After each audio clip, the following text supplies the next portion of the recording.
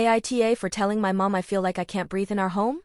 About 3 years ago, when I was 16, my mom bought a house. She worked a lot of overtime to save enough money for it. Before that, we were living in a small townhome. By we, I mean me, my mother, my brother, and my stepfather. I'm going to be honest, I do not love my stepfather or feel any connection with him because, at the time, I was 14 and didn't really get to grow up with him. Honestly, he didn't really make an effort to talk to me, but I didn't find it to be a big deal because we both respected each other. 3 years ago, we moved into the house, and everything was fine for about a year.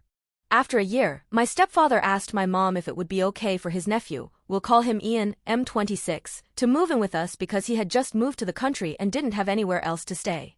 My mom talked to me and my brother about it, like she usually does, and I was heavily against it at first.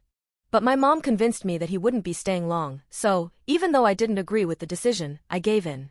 A month after that conversation, my stepfather's nephew moved in, and things were fine at first.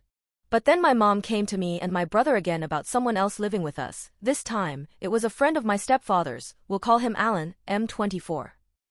I was heavily against this idea because the house we moved into had 4 bedrooms and 1 basement. All 4 of the bedrooms were occupied, so the guest would have to sleep in the basement. I didn't like this idea because there was already a stranger living in our house, and now I had to get used to another one. I brought it up to my mom and asked her why. She said it was to help people in need, but I feel like I can't breathe in my own house with strangers around. About a week after that conversation, Alan moved in, and complications started arising. My stepfather already doesn't clean up after himself, whether it's leaving pee on the bathroom seat or leaving dishes in the sink for someone else to wash. Ian started doing these things, too, but not only that, he soon started talking bad about my mom. She told him that if he was going to live under her roof, he would need to pay rent. She overheard him speaking badly about her to his friends. She told me about it, and I asked her why she wasn't doing anything about it, but she didn't give me a clear answer. She said something like, "Where would he go if I kick him out?" But I don't think that's an excuse. Why bite the hand that feeds you? Anyway, it's been over a year since Ian and Alan have stayed with us, and problems continue to rise, though they aren't really the focus of this story. Just know that Ian wasn't the nicest guest. Things started to turn when he began asking me for help. Since he wasn't a native English speaker, he would ask me how to spell certain words or ask me how to work certain things. One day, I sent him instructions on how to do something via his phone number, thinking that was the end of it. But later, he messaged me saying, "Hi, are we friends?" Smiley face. I found this really inappropriate and weird, but I said yes just to get him to stop. That didn't work, though. After I replied, he sent another message saying, "You're always shy when you're around me. Why?" I found this to be enough reason to go to my mom, who was in the living room, and show her the message. There were more things, but I don't remember all of them. Those were the 2 things I remember. She immediately marched upstairs and demanded answers from him. She came back downstairs and told me to block his number. She also immediately told my stepfather, who yelled at Ian and threatened to kick him out the next day. At the time, I was 17. I don't know why a 26-year-old would want to message a 17-year-old.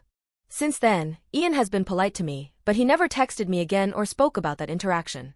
About 2 months later, he moved out, and someone else moved in. I told my mom straight to her face that I didn't like people living in our house. She told me that I was being selfish and that if someone needed help, we should help them. But I feel like, now that we've bought a house, my stepfather thinks he can let anyone move in.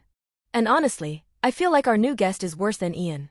Soon after Ian moved out, our new guest, David, moved in. David has been staring at me a lot. I told my mom about it after the 3rd week, but she said there's not much she can do since he's just staring. She was the first person I told because I felt really uncomfortable with his staring and wanted her to do something about it. At first, I thought it was just me, but I've been observing him and seeing how often he stares at everyone in the house. I've concluded that he stares at me more, whether it's when I'm getting ready for school or going downstairs to grab a snack. About 2 days ago, I called my mom, really emotional, and told her that I really don't like the fact that David is living with us. I don't like how he's making me feel like I can't be comfortable in my own house. Wherever I go, someone I'm not familiar with is there, and it feels like it's not really my home anymore. The only place I feel at home is my bedroom. My mom is going to keep a closer eye on David and install the cameras we took down a while back. She's also going to talk to my stepfather about it. What do you guys think? Update. This morning, I left my bedroom and my mom asked me why I added an extra camera in our living room. I told her why, and it's because I wanted to keep an eye on our new guest David. She went on a rant. She told me that I'm being unreasonable and that she has too much stress on her plate. She says anyone that stays with us, I have a problem with. She kept repeating that I'm selfish and God hates selfish people. She went on a rant on how she has to balance 2 jobs, deal with a speaking ticket my uncle got, focus on her mom's medical bills. She said she just wants to kill herself and leave us all behind. She said if she could she'd go on a flight and leave us all behind, but she can't 'cause everyone would need her for something. She then went on about my uncle saying how he abandoned their mom for a woman he hasn't known for long and turned it around on me saying, maybe you don't love me. I stood there crying because everything I was saying she wasn't listening. She asked me if I was so worried about David, tell me what you think he'll do to you and I'll let him do it. That scared me. I cried in front of her, and I was trying my hardest to make the tears stop so she wouldn't keep yelling, but she kept going. As she was cleaning the bathroom she said, and you never help with the bathroom anymore.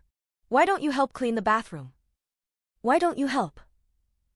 I couldn't answer the bathroom question, but I reminded her of times when I helped her with basic things like technology and mailing things since she finds it so complicated.